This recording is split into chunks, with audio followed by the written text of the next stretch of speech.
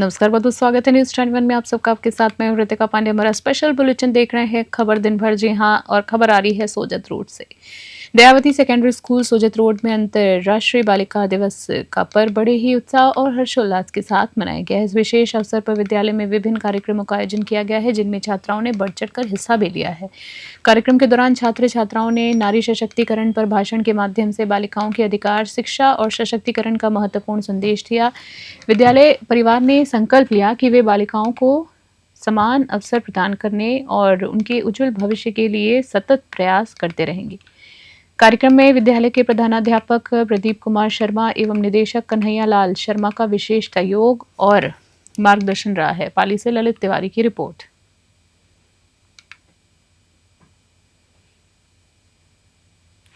भीलवाड़ा से खबर देख रहे हैं, जहां आपको बता दें प्रधानमंत्री नरेंद्र मोदी ने नई दिल्ली से वीडियो कॉन्फ्रेंसिंग के माध्यम से देश भर में कई विकासात्मक योजनाओं का शुभारंभ किया है। इस क्रम में भीलवाड़ा के सरस डेयरी परिसर में स्थापित UHT ultra high temperature plant का उद्घाटन भी प्रधानमंत्री द्वारा किया गया है। भीलवाड़ा में आयोजित इस कार्यक्रम में जयपुर सरस डेयरी के CMD श्रुति भारद्वाज ने विशेष रूप से शिरकत की है। इस अवसर पर भीलवाड़ा सांसद दामोदर अग्रवाल, जिला अध्यक्ष प्रशांत मेवाड़ा सहित कई जनप्रतिनिधि, डेयरी पदाधिकारी और गणमान्य नागरिक मौजूद रहे हैं। कार्यक्रम के उपरांत CMD श्रुति भारद्वाज ने मीडिया से खास बातचीत में इस प्लांट के महत्व पर प्रकाश डाला। भीलवाड़ा से धीरज कुमार शर्मा की रिपोर्ट।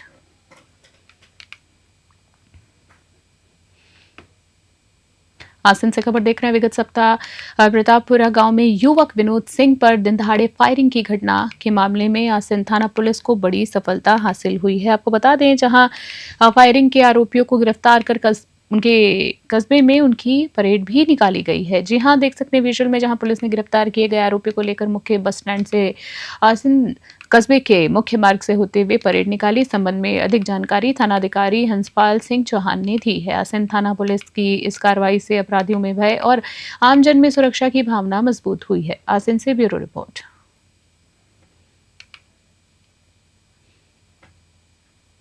सादुल शहर से खबर देख रहे हैं, जी आपको बता दें लालगढ़ जाटान से बड़ी खबर सामने आई है, जहां मात्र 1 साल पहले बनी लालगढ़ जाटान से बनवाली तक की सड़क अब पूरी तरह से जर्जर हालात में पहुंच चुकी है। सड़क की खराब हालत के कारण दुर्घटनाओं का खतरा है वो भी बढ़ गया है। जी हाँ, काफी बढ़ गया है। बताया जा रहा है कि 13 सितंबर को इन्हीं गड्ढों के कारण एक ट्रक पलट गया, जिसके अलावा हाल में ही कई मोटरसाइकिल सवार भी फिसलकर घायल हो गए हैं। एक छोटे बच्चे की बाल बाल बचने की घटना से ग्रामीणों में भारी आक्रोश भी है। स्थानीय लोगों ने संबंधित विभाग से अपील की है कि वे जल्द से जल्द सड़क की मरम्मत कार्य शुरू करें, अन्यथा कभी भी कोई बड़ा दुर्घटना हो सकती है।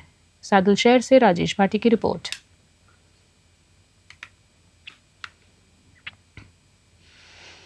सीकर से खबर देख रहे हैं इस बुलेटिन में, जहां बता दें सीकर शहर में शनिवार को एक दिल दहला देने वाली घटना सामने आई है, जहां एक ही परिवार के 5 लोगों ने सामूहिक आत्महत्या कर ली है। जी आपको बता दें, जानकारी के अनुसार महिला किरण उर्फ पिंकी चौधरी ने अपने 4 बच्चों के साथ अनिरुद्ध रेजिडेंस स्थित फ्लैट में जहर खाकर आत्महत्या की है। पुलिस का कहना है कि यह घटना कई दिन पुरानी है और शव सड़ चुके हैं।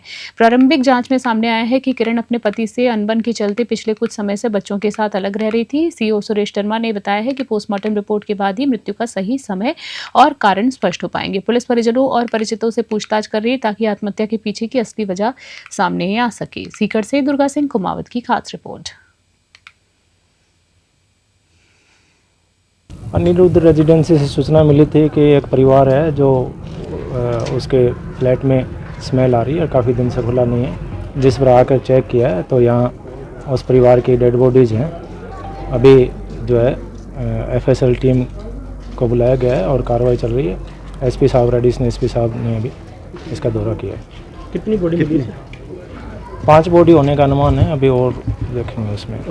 अनिरुद्ध रेजिडेंसी से खबर देख रहे रायसिंह नगर से। जी आपको बता दें, राज्य सरकार के आदेशानुसार सेवा पर पखवाड़ा के अंतर्गत आज ग्राम पंचायत मुखलावा में ग्रामीण सेवा शिविर का आयोजन किया गया है। शिविर की अध्यक्षता रायसिंह नगर उपखंड अधिकारी सुभाष चंद्र चौधरी ने की है। बता दें आपको, राजस्व विभाग द्वारा 37 गिरदावरी ऐप 5 नामांतरण, फार्मर रजिस्ट्री 3, शुद्धि 6 और 42 जाति प्रमाण पत्र बनाने का काम किया गया है। वहीं चिकित्सा विभाग द्वारा 123 रोगियों का उपचार किया गया है।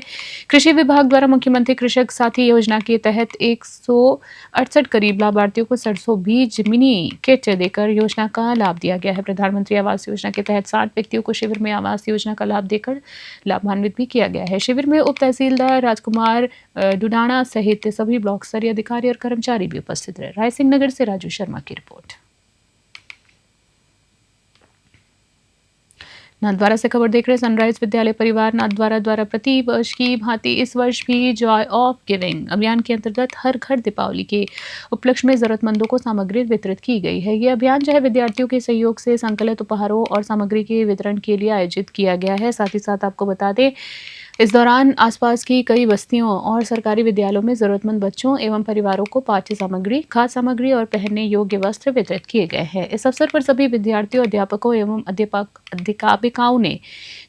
अध्यापिकाओं ने दीपावली पूजन में भाग लिया है। वहीं विद्यार्थियों को दीपावली उत्सव के सांस्कृतिक एवं धार्मिक महत्व के बारे में भी अवगत कराया गया। पूजन के उपरांत विद्यार्थियों ने आतिशबाजी का आनंद लिया। नाथद्वारा से ब्यूरो रिपोर्ट। जयपुर से खबर देख रहे राजधानी जयपुर में माणक चौक थाना अधिकारी राकेश क्यालिया की बेहतरीन कार्यप्रणाली देखने को मिली है। ज्वेलर्स से लूट के प्रयास में मामले में गिरफ्तार किए गए बदमाशों का पुलिस ने बाजार में जुलूस निकाला है। देख सकते हैं विजुअल में, जहां इस जुलूस का मुख्य उद्देश्य लोगों के दिलों में बादशाह हो, जी हां, बदमाशों का डर दूर करना और पुलिस पर आमजन का विश्वास बढ़ाना था। जुलूस के दौरान चारों बदमाश लंगड़ाते हुए दिखाई दिए क्योंकि उनकी गिरफ्तारी के समय उनके पैरों में चोट लगी थी। बदमाशों का जुलूस देखकर स्थानीय लोगों ने जयपुर पुलिस जिंदाबाद के नारे लगाए हैं। थाना अधिकारी ने लोगों से अपील की है कि वे फेस्टिवल सीजन के परकोटे में बिना किसी डर या भय के आए, क्योंकि आपकी सेवा और सुरक्षा के लिए जयपुर पुलिस हमेशा तैयार है। जयपुर से अलीम खान की विशेष रिपोर्ट।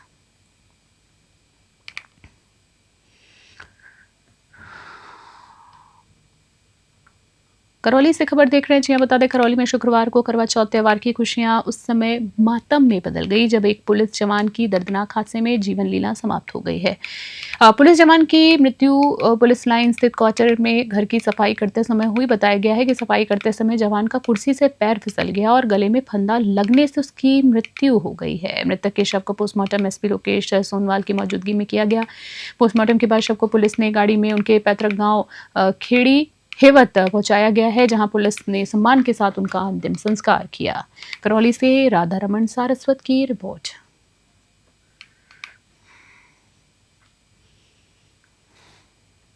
करवा चौथ को शाम को 5:30 बजे के आसपास में इत्तला मिली थी कि हमारे पुलिस लाइन के अंदर जितेंद्र नाम के कांस्टेबल के साथ मिस हैपनिंग हुआ है और उसको दरवाज़ा तोड़ करके निकाला गया और हॉस्पिटल लेके गए। RI और वहाँ पे एडिशनल SP CO साहब SO साहब मौके पहुँचे और आज सुबह उसके भाई विष्णु ने एक दरख्वास्त प्रस्तुत की है। उसका ये कहना है कि कल वो दिवाली की साफ़ सफाई कर रहा था, पंखे की साफ़ सफाई कर रहा था, तो वो दुर्घटना उसकी गले में रस्सी आ गई और दुर्घटना से उसकी मृत्यु हो गई। हॉस्पिटल लाया, हॉस्पिटल डॉक्टर मृत घोषित किया। इस प्रकार की तैयारी रिपोर्ट की है।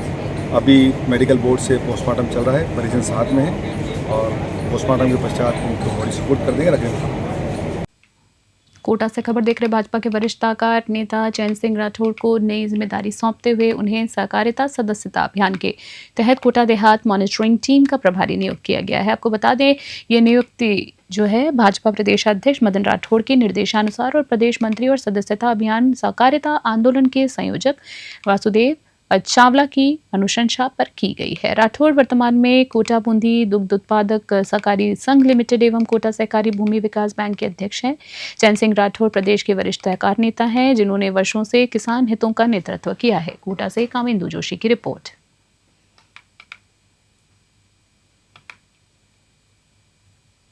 2022 में मैं लाडपुरा मार्केटिंग GSS का अध्यक्ष बना और कोटा डेयरी का मैं 2023 में कोटा और बूंदी सर्स डेयरी का मैं अध्यक्ष बना। मैं सहकारिता से 2000 से जुड़ा हुआ हूँ। मैं मारवाड़ा चौकी दूध उत्पादक सहकारी समिति का 2000 में मैं अध्यक्ष बना। उसके बाद लाडपुरा से मैं निर्विरोध सर्स के अंदर डायरेक्टर चुनता हुआ आया हूँ। 2023 में मैं कोटा बूंदी सर्स डेयरी का चेयरमैन बना। अभी मैं भूमि विकास बैंक का वर्तमान में अध्यक्ष हूँ। कोटा बूंदी सब्ज डेयरी का मैं अध्यक्ष हूँ। बेगू से खबर देख रहे हैं। बेगू नगर और आसपास के ग्रामीण क्षेत्रों में अवैध शराब बिक्री का कारोबार जोरों पर है, जिससे आम जनता खासकर महिलाएं और विद्यार्थी बुरी तरीके से प्रभावित हो रहे हैं। बेगू नगर में शराब की केवल 3 दुकानों का लाइसेंस है, लेकिन इनकी आड़ में 13 जगह पर अवैध शराब की बिक्री धड़ल्ले से की जा रही है। वहीं ग्रामीण क्षेत्र की 31 पंचायतों में करीब 15 लाइसेंस है, लेकिन एक लाइसेंस की आड़ में 3 जगह शराब की दुकानें चल रही हैं। कुछ शराब की दुकानों पर रात 8 बजे के बाद भी पीछे के रास्ते से शराब बेची जा रही है और साथ ही मनमानी दरें भी वसूली जा रही हैं। बेगू में आबकारी विभाग का थाना होने के बावजूद शुक्रवार को कोई अधिकारी मौजूद नहीं था। यहाँ थाना अधिकारी और सब इंस्पेक्टर पद है। आपको बता दें, आबकारी इंस्पेक्टर ने बताया है कि चेची, पीपलदा, मंडावरी, पारसोली, बिछौर, राजगढ़ जैसी जगहों पर जहां कहीं अवैध शराब दुकान की सूचना मिलेगी, वहां तुरंत कार्रवाई की जाएगी। बेगू से मदन मीणा की ग्राउंड रिपोर्ट।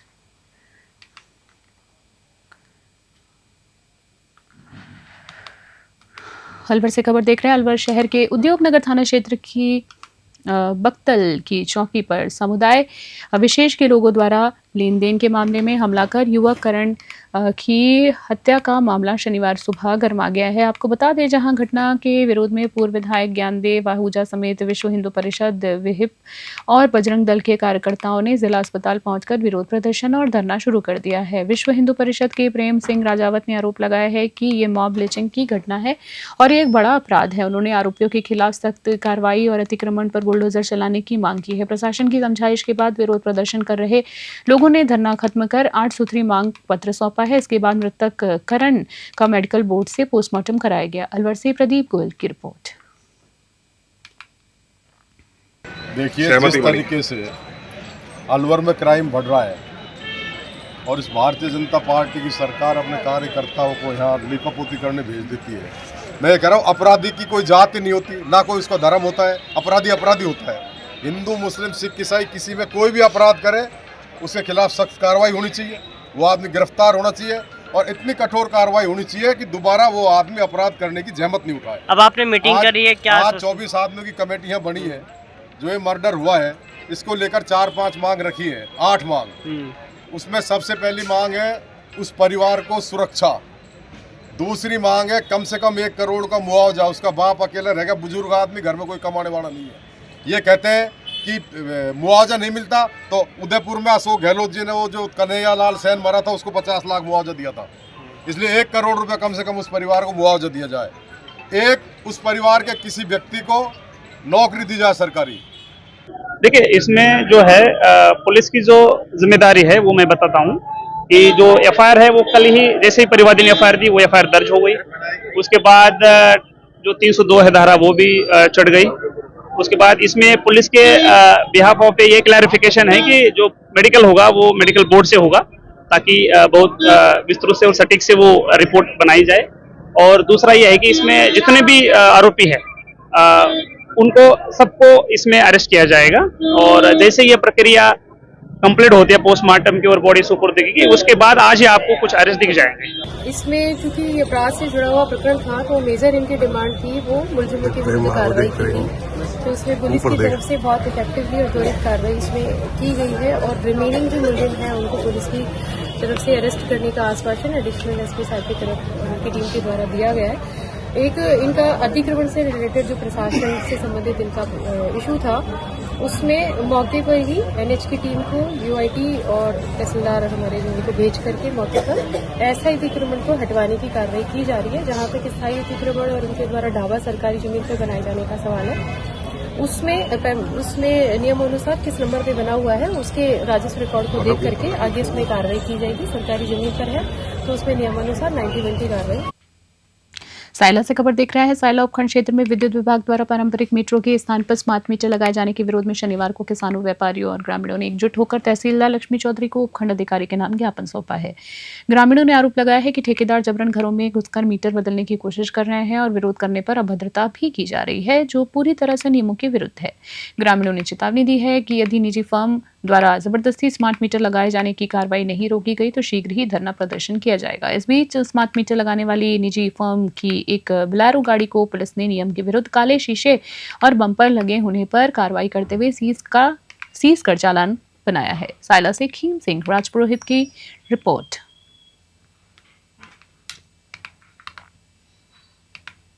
अटरू से खबर देख रहे हैं। अटरू के कमला कॉन्वेंट सीनियर सेकेंडरी स्कूल विद्यालय में शनिवार को विज्ञान उपकरणों की भव्य प्रदर्शनी आयोजित की गई है, जिसमें छात्र छात्राओं ने 200 से अधिक उपकरण बनाकर अपनी वैज्ञानिक प्रतिभा को कह सकते हैं कि उजागर किया है। साथ ही साथ आपको बता दें आगे खबर में, जहां नर्सरी से लेकर 12वीं तक के छात्र छात्राओं ने नन्हे वैज्ञानिक बनकर विज्ञान के लगभग 200 उपकरण भी बनाए हैं। आप देख सकते हैं विजुअल में जहां बच्चे हैं प्रदर्शनी दिखा रहे हैं, वहीं मुख्य अतिथि प्राचार्य रीना राठौड़ और स्कॉट कमिश्नर राजेंद्र शर्मा ने मॉडलों का अवलोकन करने के साथ साथ उनका मूल्यांकन भी किया है। मुख्य अतिथि राजेंद्र शर्मा ने छात्रों की इस पहल की सराहना करते हुए कहा है कि प्रधानमंत्री नरेंद्र मोदी ने देश को आत्मनिर्भर बनाने के लिए छात्रों और युवाओं को कौशल शिक्षा देने पर जोर दिया है। वहीं आपको बता दें, जहां खबर में विद्यार्थियों ने व्यावसायिक शिक्षा राजकीय उच्च माध्यमिक विद्यालयों में व्यावसायिक शिक्षा का संचालन करते हुए विद्यार्थियों को कुशल और आत्मनिर्भर बनाने का संकल्प साकार कर रही है। मंच संचालन कमला कॉन्वेंट विद्यालय की व्याख्याता कमला सुमन और राम लखन वैष्णव ने किया है। कार्यक्रम के अंत में निदेशक नरेंद्र सिंह चौहान ने आगंतुक अतिथियों का आभार भी जताया है। अटरू से प्रदीप शर्मा की रिपोर्ट देख रहे हैं आप।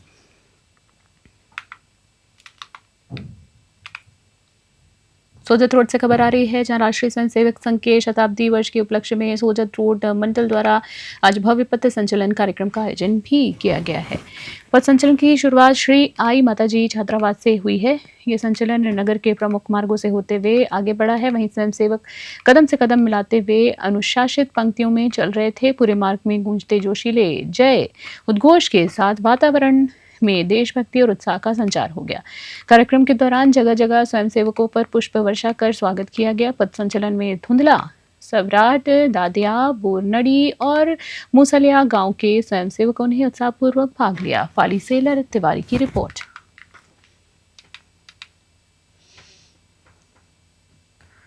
सीकर से खबर देख रहे हैं। शिक्षा नगरी सीकर में लोग अक्सर ट्रैफिक जाम की समस्या से परेशान रहते हैं, लेकिन शहर की मोचीवाड़ा तहसील रोड पर स्थित इतनी विकट है, जी हाँ, इतनी ज्यादा स्थिति वहां की विकट है कि ये सड़क भयंकर ट्रैफिक के कारण पूरे शहर में बदनाम तक हो चुकी है। मोचीवाड़ा क्षेत्र की तंग गलियां इतनी छोटी हैं कि एक चौपहिया वाहन भी बड़ी मुश्किल से गुजर पाता है। आम लोगों का निकलना भी मुश्किल हो जाता है। वहीं बता दें, स्थानीय लोगों का ये भी कहना है कि ये शव यात्रा और एम्बुलेंस को निकलने में भी 2 घंटे तक का समय यहाँ से लग जाता है। दीपावली का त्यौहार जैसे जैसे नजदीक आ रहा है, वैसे वैसे ट्रैफिक जाम की समस्या और ज्यादा बढ़ रही है। स्थानीय लोगों का कहना है कि ये स्थिति पूरे साल भर बनी रहती है। स्थानीय निवासियों ने प्रशासन से इस गंभीर समस्या के समाधान के लिए ठोस कदम उठाने की मांग की है। सीकर से दुर्गा सिंह कुमावत की रिपोर्ट। चौराहे से लेकर खटीकान प्याऊ तक इतना ज्यादा ट्रैफिक रहता है, जो 24 घंटे जितने भी दुकानदार हैं सब परेशान है। नहीं तो वो दुकानदारी कर पाते हैं, ना यहाँ पर कोई उनका कस्टमर करता है, ना कोई ग्राहक रुक पाता है। ट्रैफिक से इतना परेशान और सर्व यात्रा और किसी की इधर 2 साइड बढ़ती है, एक तो कविस्तान, एक कुचानी एरिया बढ़ता है, शमशान घाट, दोनों की सर्व यात्रा भी जाती है, वो परेशान होकर जाती है। कितनी बार ज्ञापन दे चुके हैं सभी दुकानदार। यहाँ पर एक पुलिस कर्मचारी की व्यवस्था कराई जाए जिससे ट्रैफिक ना लगे। और रोज की रोज इतने ज्यादा यहाँ पर हंगामे होते हैं, जैसे बड़ी गाड़ी आती है, एक दूसरे से टच होती है, उनमें आपस में लड़ाई झगड़ा भी होता है, मतभेद भी होता है, गाली गलौज भी होता है। फिर भी प्रशासन कोई ध्यान नहीं दे रहा है। इसको ज्यादा से ज्यादा न पुलिस प्रशासन कोई चीज का ध्यान नहीं दे रहा है। और यहाँ से सभी लोग और यहाँ के जो भी मकानदार है सभी परेशान है। सभी ये चाहते हैं ये रास्ता चौड़ा हो, किसी को कोई आपत्ति नहीं है। सलूमर से खबर देख रहे हैं। अंतर्राष्ट्रीय बालिका दिवस के अवसर पर आज एक प्रेरणादायक एवं ऐतिहासिक निर्णय सामने आया है, जहां एक और बाल विवाह के खिलाफ लंबे संघर्ष के बाद 15 वर्षीय बालिका का विवाह निरस्त हुआ। वहीं दूसरी ओर बाल विवाह के खिलाफ एक नए और व्यापक अभियान का आगाज भी किया गया है। बाल विवाह निरस्त कराने के लिए गायत्री सेवा संस्थान उदयपुर द्वारा किए गए लंबे संघर्ष के बाद पारिवारिक न्यायालय उदयपुर से डिग्री जारी हुई है। इसे बालिकाओं के अधिकारों की दिशा में एक साहसिक कदम भी माना जा रहा है। गायत्री सेवा संस्थान के निदेशक एवं बाल अधिकारी विशेषज्ञ डॉक्टर शैलेंद्र पांड्या ने बताया है कि संस्थान बाल विवाह मुक्त भारत हेतु प्रयासरत just rights for children JRC network की सहयोगी है, जिससे पिछले 2 सालों में ने देश भर में 4 लाख बाल विवाह रोके हैं। संस्था की सलुम्बर जिला समन्वयक पायल कनेरिया ने बताया है कि अंतर्राष्ट्रीय बालिका दिवस पर बाल विवाह मुक्त भारत अभियान के तहत जिले की सलुम्बर पंचायत समिति के विद्यार्थियों में शपथ, जागरूकता रैली आदि कार्यक्रमों द्वारा समाज को बाल विवाह के दुष्परिणामों से अवगत कराया गया। सलुम्बर से ब्यूरो रिपोर्ट।